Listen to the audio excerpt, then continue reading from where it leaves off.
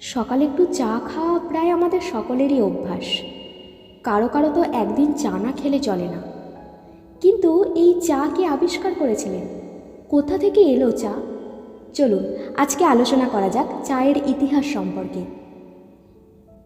জলের পরে চাই বিশ্বের সর্বাধিক উপভোগ্য পানীয়।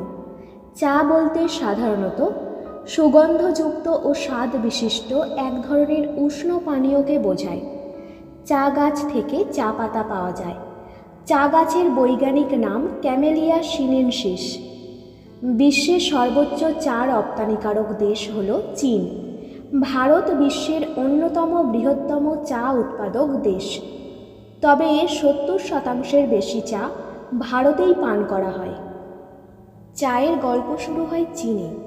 চীনা সম্রাট সেন নং বিশ্বকে চায়ের সাথে পরিচয় করিয়ে দিয়েছিলেন। তিনি ছিলেন খুব স্বাস্থ্য সচেতন। একদিন বিকেলে ক্লান্তি দূর করার জন্য একটি গাছের নিচে বিশ্রাম নিচ্ছিলেন। পাশে একটি পাত্রে তার জন্য জল গরম করা হচ্ছিল। হঠাৎ তিনি দেখলেন কিছু পাতা হাওয়ায় উড়ে সেই ফুটন্ত জলে পড়ল। কিছুক্ষণের মধ্যে জলের রং বাদামি রূপ ধারণ করল।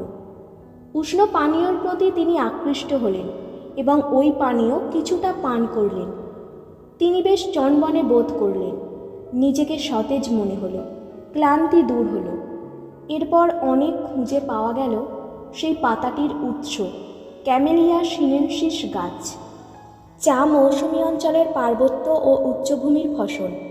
এক প্রকার চিরহরিৎ বৃক্ষের পাতা শুকিয়ে চা প্রস্তুত করা হয়।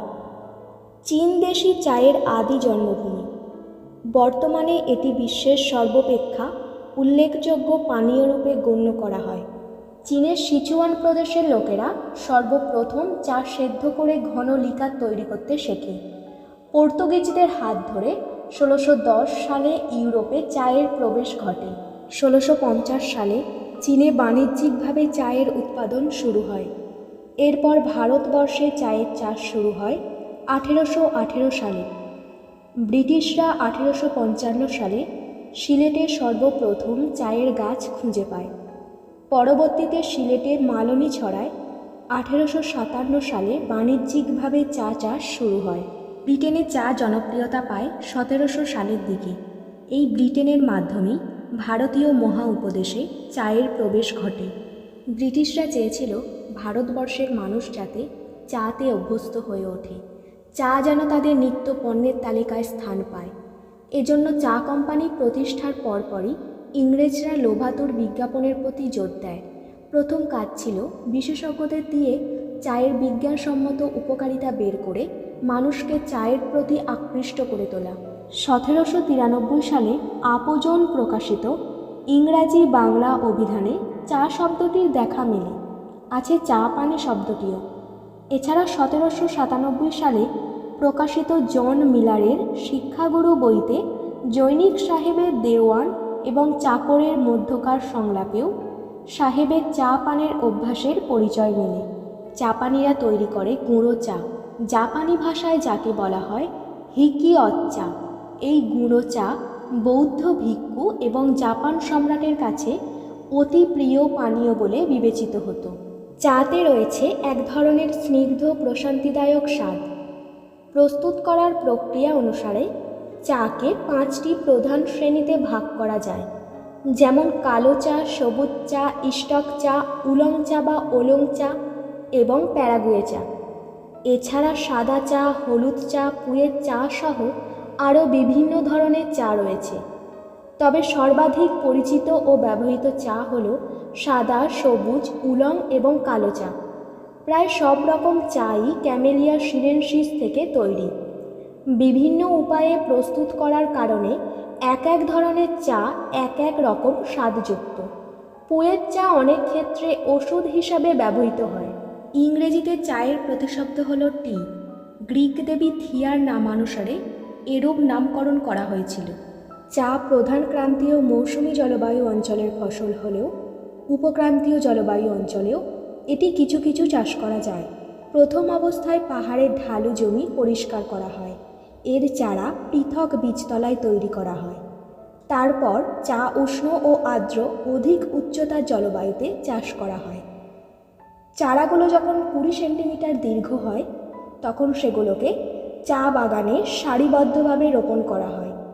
সাধারণত 1.5 মিটার পর পর চারাগুলোকে রোপণ করা হয়ে থাকে। এরপর গাছগুলোকে বৃদ্ধির জন্য যথামাত্রায় সার প্রয়োগ ও পানি সেচের ব্যবস্থা করতে হয়। এভাবে 2 থেকে 3 বছর পরিচর্যার পর পাতা সংগ্রহের উপযোগী করে তোলা হয়। কিন্তু গাছগুলো 5 বছর না হওয়া পর্যন্ত যথাযথভাবে পরিপূর্ণতা লাভ করতে পারে না। একটি চা গাছ গড়পড়তা 30 থেকে 40 বছর পর্যন্ত উৎপাদনের উপযোগী থাকে। তারপর পুনরায় নতুন গাছ রোপণ করতে হয়। প্রচুর বৃষ্টিপাত হয় এমন পাহাড়িয়া বা উচ্চ ঢালু জমি চা চাষের জন্য বিশেষ উপযোগী। পানি নিষ্কাশনের বন্দোবস্ত থাকলে উচ্চ সমতল ভূমিতেও চা চাষ করা সম্ভব।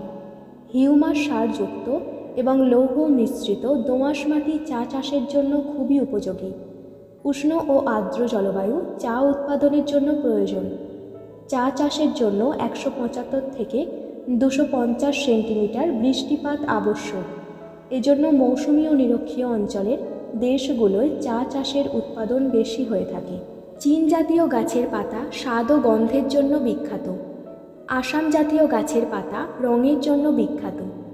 পশ্চিমবঙ্গের দার্জিলিংয়ের চা স্বাদ ও গন্ধে বিশ্ববিখ্যাত। বিশ্বের কয়েকটি দামি চা: ডা হং পাও টি, চীন, প্রতি কেজি $12 লাখ। এখনও পর্যন্ত বিশ্বের সবচেয়ে দামি চা। পান্ডা ডাং টি, চীন, প্রতি কেজি প্রায় $70,000। ইয়েলো গোল্ড টি বার্ডস, সিঙ্গাপুর, প্রতি কেজি $8,000। ভিনটেজ নার্সিসাস, চীন, প্রতি কেজি $3,250।